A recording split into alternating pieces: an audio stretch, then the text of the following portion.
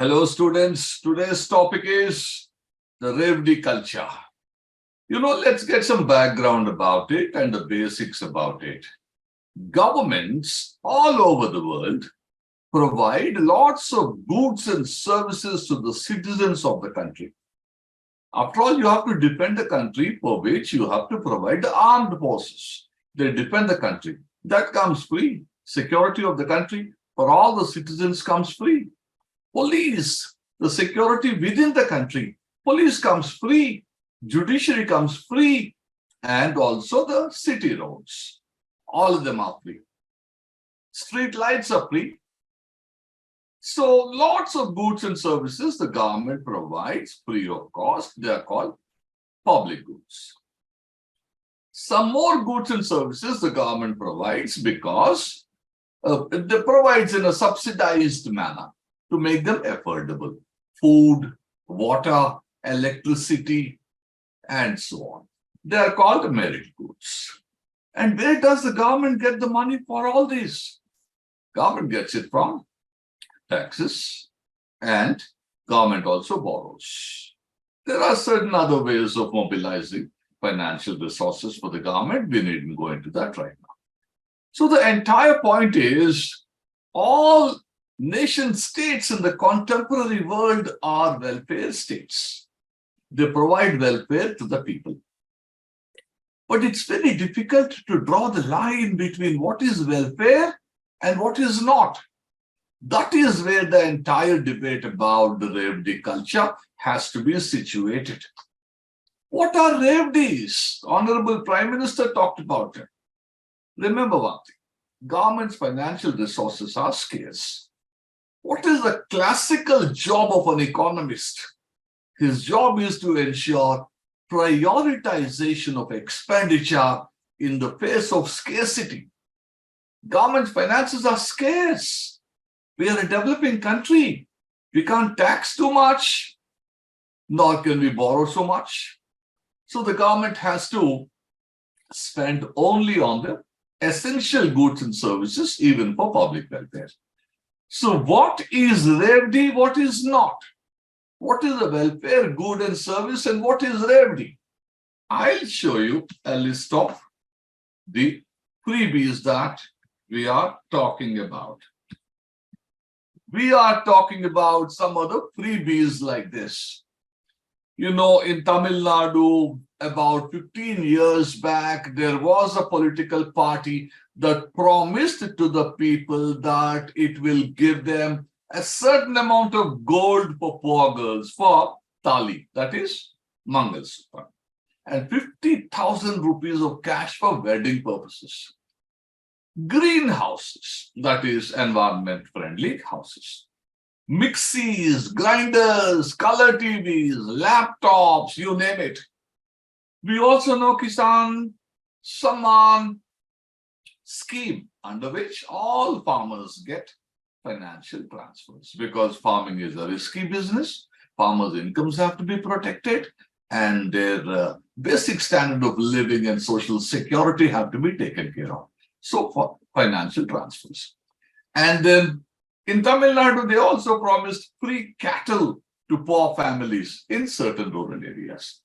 And right now there is a manifesto of a political party which has promised free LPG cylinders. Essential. I'll come back to that. And some political parties are promising free religious trips for all religions, not one religion. Whether you are X or Y or Z, the places of worship which are close to your heart and tradition, a trip could be sponsored free for you. And finally, free power also being promised.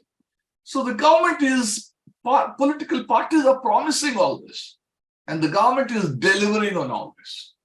Now the question is, given the financial resources that we have, is that a priority, or should we spend the financial resources more productively? For example, roads, ports, airports, railways, telecom, power lines. These are the productive infrastructural expenditure. And there is social infrastructure as well. For example, schooling, skilling, health, and so on. For that also the government is spending. After all, we've got the Article 21A. Article 21A is there, under which there is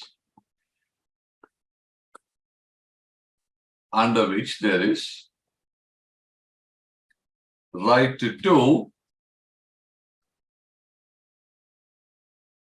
education. So these are services that the government is rendering free for the children to get educated, become employable, and contribute to the country. Now, where do you draw the line between a welfare good, that is a merit good, and a Revdi? That is what the entire debate is all about. There are proponents of Revdi. There are opponents of Revdi. Both of them have the constitution quoted for backing up their case. We will see all that. Now, what are the questions that we are dealing with here? There is one person who moved the Supreme Court, Ashwini Kumar Upadhyay. He is in news for certain other important PILs also. He questioned the Revdi culture. He took it to the Supreme Court. He asked the Supreme Court, freebies, are they bribing the voters? All freebies are wasteful. How do we draw the line between freebies and social welfare schemes? What is the line that separates the two? Inefficient utilization of public funds. What does it mean? What is efficiency? What is inefficiency? Where do you fit in equity here? Welfare, public good, common good, and so on. Now, who decides whether a party is using funds for public purpose? These are the questions, and we'll answer them as much as we can, because we have got the Constitution, we have got the Supreme Court verdicts, and we also have, our own perception, because we are all adults, we are educated, we can see things as they are. Now, this was the case, Subramaniam Balaji versus the state of Tamil Nadu. In Tamil Nadu, a political party promised these goodies and came to power. Now, all political parties promise, those in power promise, those in outside power promise, everyone promises. And this political party was imaginative. They promised these color TVs, laptops, mixies, grinders, greenhouses, gold for thali, wedding expenditure being borne partly, 50,000 rupees. We already quoted that. And he questioned it. Then the Supreme Court said, we can't come into the picture. It's the equation between the party and the people. Every party promises. So whichever party is liked by the people, it will come to power, having promised it will deliver, and please keep us out of it. We have nothing to do with it. That was the Subramaniam Balaji case of 2013. Now we are seeing some freebies. What is it that is said by the people who oppose them? Till today, nobody has a definition of freebie. Whatever comes free is a freebie. But so many things have to go free to the citizens of the country. Why are you taxing the rich people so that the poor can be funded with goods and services free? Why are you borrowing so much of money? You borrow and you repay because you are a developing economy, you are growing economy. People are ready to lend it to you because you are credit worthy. So you borrow money, spend it on education, health, agriculture, and what have you. But somewhere there has to be a red line drawn beyond which it is Revdi, unproductive, unpurposeful, wasteful, and that can be better spent. Now, we know some of these freebies. So what is it that the people who are calling them Revdis and who want them to be discontinued, they want the courts to tell the government through mandamus not to spend on this. They want the courts to tell the election commission to hold the political parties just hold the political parties accountable for the goods and services of the welfare, the kind that they are supplying to the people. What is the case? On what basis are they building a case? They are saying the government will go bankrupt. They are saying there are better ways of spending. They are saying there are multiple misuses of it. And yes, that is the allegation they are making. That is a subjective view. What about the legal constitutional basis to question the Revdi culture? One is, they say that before the elections, when political parties promise all these goodies, it constitutes a case of bribery, which is outlawed by Section 123 of the Representation of People Act 1951. Here it is. Section 123. It's a corrupt practice in an election. Corrupt electoral practice. And it is bribery. Is it so? After all, what is the government for? Government has to do good to the society. Part is roads and bridges, and part is food and school. You have to do it till everyone is prosperous. They can afford all the goods and services they require. Even then, the government has to advanced countries. So many goods and services are supplied free or highly subsidized. You have to do it. So how is it a bribery? How is it a corrupt practice? It is a promise in a developing country. 25% of the population is below the poverty line. Another 25% is low income. Don't they require all these goods and services? Isn't there a commitment to equity in our constitution? So this objection is not maintainable. What's the next objection? Article 14 and reasonable classification. What is Article 14? You know, unequals should be treated unequally.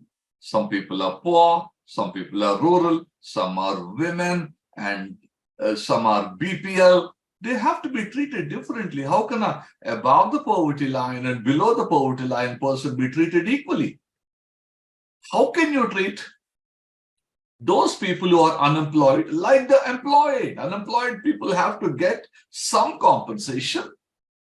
So to say that there is no reasonable classification, it is arbitrary classification, and we have no concern for intelligible differentia. That is, when you differentiate people, there has to be understandable criteria differentiating them. For example, rich man, poor man differentiated for taxation. Men and women differentiated for affirmative action. Caste-wise, there is differentiation for some castes getting treated affirmatively and some castes not being treated like the others. They're all intelligible differentia. And while giving mixies and grinders, it is perfectly intelligible differentia because women are working 5 hours in a day, according to the government's time use survey, with homework. You know, having to cook, clean, wash, dry, educate, take care, etc. When you give them a mixie, a grinder, is it not good for them? Reduce their drudgery. So to single out poor women for certain benefits is definitely in line with the reasonable classification according to Article 14. Then they are saying, this is the most surprising, shocking thing. You know, CAG can certainly come into the picture because he audits the expenditure. He's a supreme auditor. He can see what the government is spending money on. He can always say, this expenditure is unproductive, wasteful, and so on. Don't do it. He can always say that. That will be read by the Public Accounts Committee. And Public Accounts Committee will submit its own report based on the CAG report that the government will read. And if the government likes it, the government will do it. If the government doesn't like it, the government will set it aside. So leave it to the legislature again. CAG said, leave us out of the picture. We have no role to play here. That is what CAG said in front of the Honorable Supreme Court. And on that basis, once again, the Supreme Court gave the Subramaniam Balaji verdict in 2013. Now you get those who are supporting, those who are opposing. We have seen Section 123 of the RPA 1951, bribery. We also have seen Article 14, reasonable classification. We also have seen they quoting the, CAG should step in and tell the government not to indulge in Revdi culture. We'll get more arguments by them.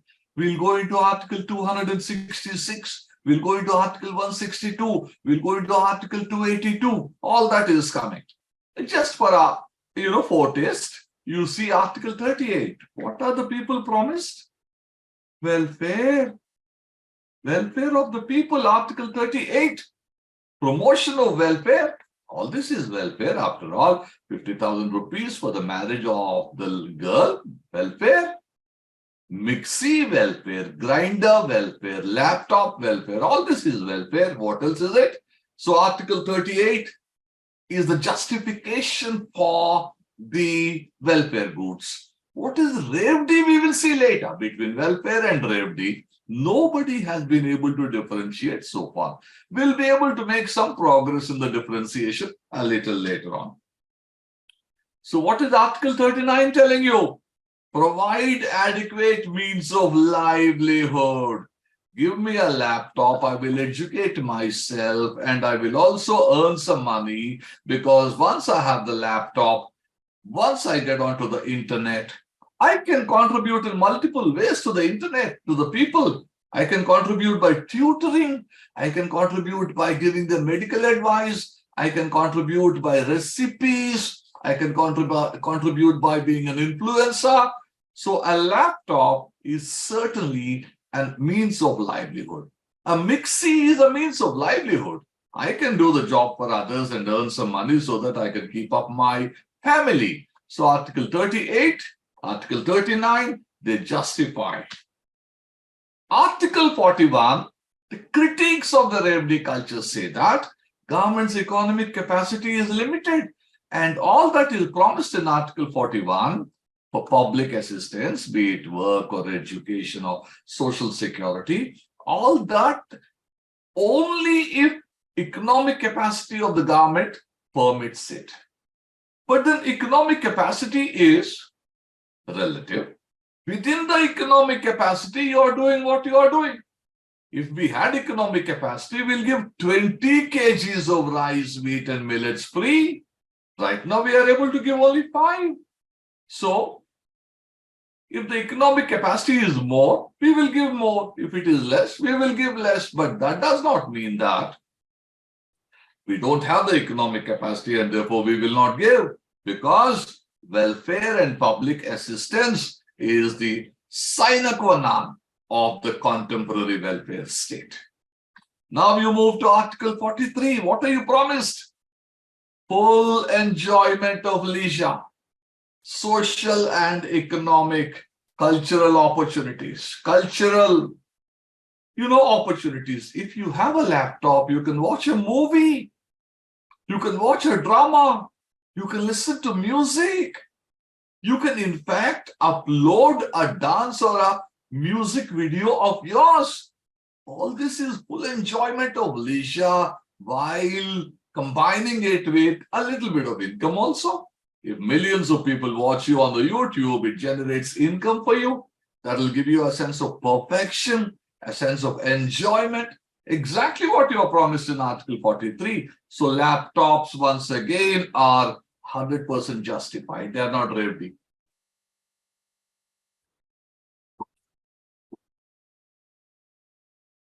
Article 46 tells you that the government has to protect the economic and educational interests of the weaker sections. Who are the weaker sections? Essentially, economics is the basis for lack of social power. Economics. Yes, there is social. Yes, there is historical. Yes, there is cultural. Yes, there is psychological. But essentially, all that hinges on the economic mobility, the purchasing power of the people.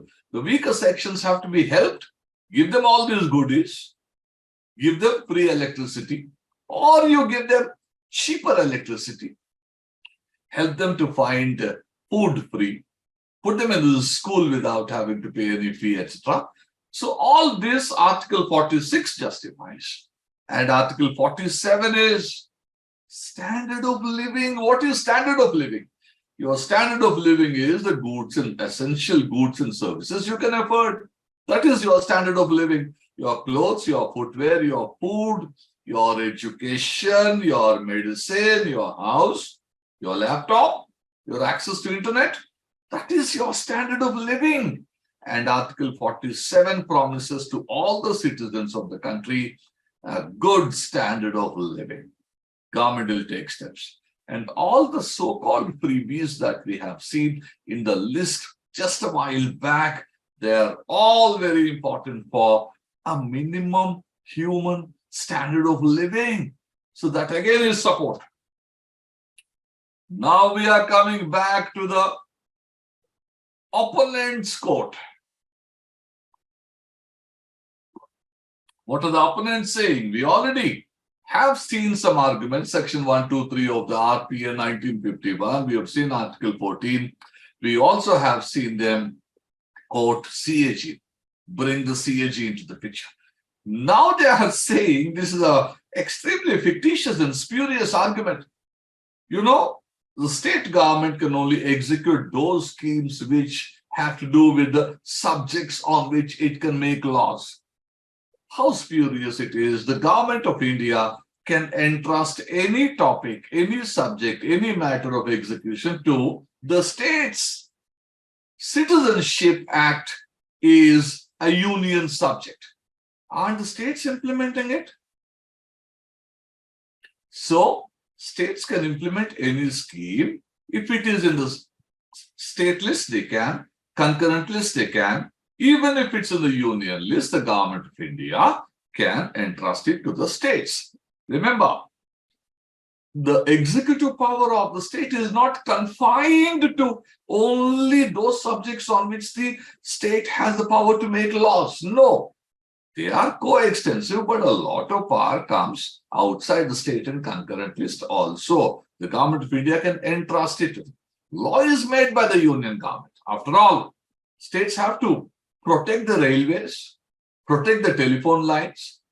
There are union government laboratories and launch stations in the territory of the states. Don't the states provide them security? So yes, this is 100% fictitious argument. 162 has no place in it. Then they are saying, what is Article 266? It's about Consolidated Fund of India. It is about Public Account of India. Also, it says that no money can be drawn from the Consolidated Fund of India unless by an appropriation bill, by the method of a law laid down in the Constitution, laid down by an act of the Parliament. So how are the states violating it? All the expenditure for the welfare goods and services is authorized by the legislature. It's another matter if they are resorting to off-budget financing. That is, borrowed by state authorities, but eventually paid by the state. But that is controlled by the Fiscal Responsibility and Budget Management Act, FRBM. So Article 266 also doesn't hold. Now Article 282. What is Article 282? Union government can give grants to the states on a subject which is outside the union or concurrent list. For example, health. For example, agriculture. For example, law and order. Are we not giving a lot of money to Jharkhand and Chhattisgarh and Odisha so that they can strengthen their police and the public order mechanism so that the left-wing extremism is controlled? Public order is not on the union list. Police is not on the union list. Jails are not in the union list. Health is not on the union list. Agriculture is not on the union list. Similarly, states also can make a grant for the union government because national security, the state government can give some money for national security, though national security is on the union list, defense of the country. So, Article 282 says public purpose. Honestly, nobody is giving it as a gift to a private person. There is no cronyism here. You are giving these so-called Revdis gifts, the welfare goods and services, to millions of people. The farm financial transfers, Kisan Samman, are going to millions of farmers. Tens of thousands of crores of rupees are being transferred transparently, directly, and they are helping the farmers maintain social security. So how is it private? It's all public purpose. So this argument is also, it's non-maintainable. It's non-maintainable.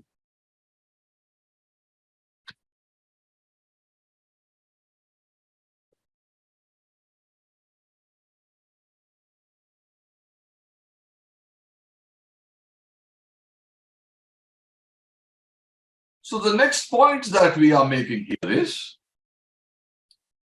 what we have just now seen, that the arguments of the opponents are non-maintainable. What about the arguments of the supporters? They are maintainable. That is why the government at every level is giving the so-called Revdis. But there is a point to ponder over here. What's the point? Is every Revdi justified? No. Every Revdi is not justified. I gave you that 4 grams of gold that can be avoided, and 50,000 rupees to the woman for marriage. Some people support it, like I've done just now. But that 50,000 rupees, if that is put into the bank account and that money helps the children, that will be better. So that is a Revdi, and that can be better used. Similarly, power subsidy is being given, electricity being given free. And the state government, which gives the electricity free, they are not giving the money to the distribution companies. They're borrowing from the banks. Electricity being cheap or free, people are not tracking how efficiently or otherwise they are using. And thus, there is loss of electricity, misuse of electricity. Distribution companies are going bankrupt. Banks are running after non-performing assets. That is a classical Revdi, and that has to be restructured in a manner that all stakeholders benefit from that. That is, so I have shown you the arguments. I have shown you the arguments for supporting as well as opposing. And I have taken a stand that India being a welfare state, be it the directive principles of state policy or the statutory rights like NREGA, National Food Security Act, all of them demand of the government that the government take up welfare activity. But then why are some people making a case all of a sudden? Only of late, there was no such debate earlier. That's because the nation needs trillions of dollars worth of investment in infrastructure, social infrastructure, schools, skills, health, and so on. Physical infrastructure, digital infrastructure. After all, India is globally renowned for the digital public infrastructure like DigiLockers and UPI and your world famous Aadhaar. We need to spend on this infrastructure so that the nation, the entire nation develops. After all, your parents must have told you, don't give fish free. Teach him fishing so that you are helping him find a career, regular income, rising income. And from that, he will buy everything that is required for a good standard of living. If you give him fish, then you are not giving him any skill or a career, and you are not taking care of his future. You are just satisfying his need for immediate purposes. So Revdis are a necessary evil. You have to give the laptop to the tens of lakhs of people who can't afford it, because laptop is a means of livelihood. And also it fulfills the directive principle of full enjoyment of leisure.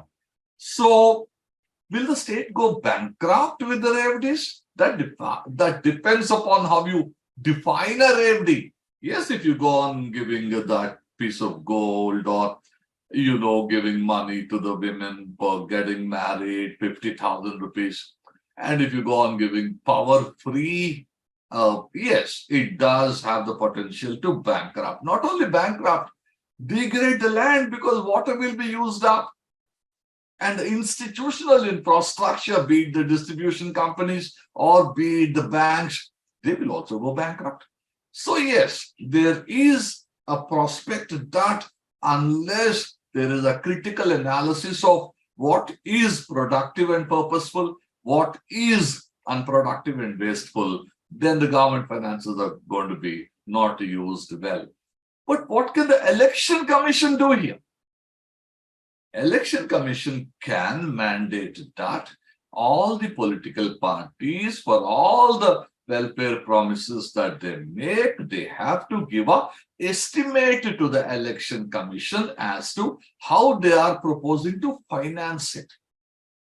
Say, for example, you want to give LPG cylinder free. Go ahead and give it. It will be the best service you can do to a woman. After all, an LPG cylinder, there will be no environmental pollution. And the lady doesn't have to go and cut the trees and bring the wood, and that will be polluting. People will get asthma and other respiratory diseases. At times, the lady has to go with the children to fetch for wood, and children can't go to school. And also remember, the red cylinder in the kitchen is aspirational as well. So there is a social lift in the identity of the children as well. So it's wonderful.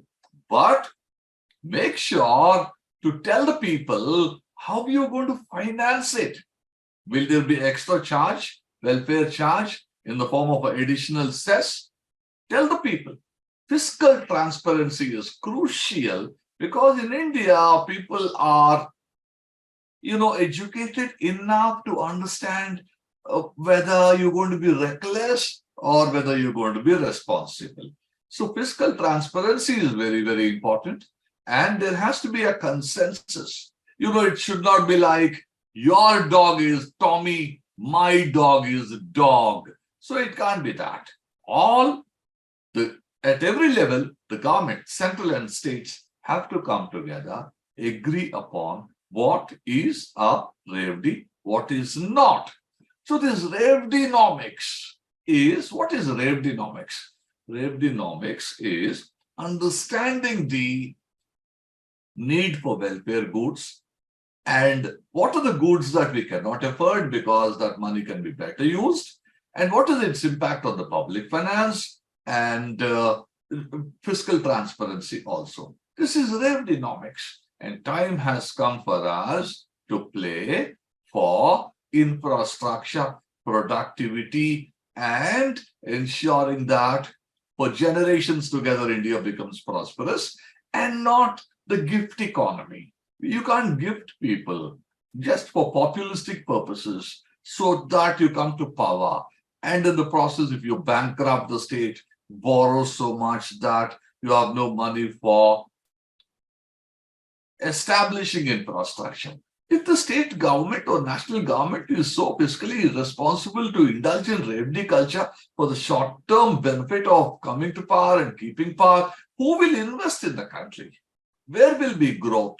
How can we collect taxes? So the first questions of economic development have to be reopened so that we as a country behave responsibly.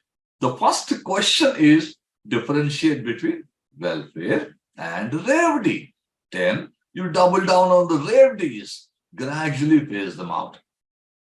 Not to deny the ordinary people the essentials like a mixie or a grinder, etc., but to ensure that They have employment, they have income, they can afford it on their own. So that is the debate about Revdi culture, the definition, the place of Revdis in public finance, those who are arguing for it, and those who are arguing against it. Where does the truth lie? The role of CAG, the role of the Supreme Court, the role of the Election Commission. But ultimately, there has to be, like the Model Code of Conduct was prepared by the Election Commission of India about 50 years back, by bringing all the political parties together and agree on a consensual format for a model code of conduct. Here again, all the political parties have to be invited, and a certain direction has to be set for controlling populistic expenditure. So that's the debate about the Revdis. Thank you.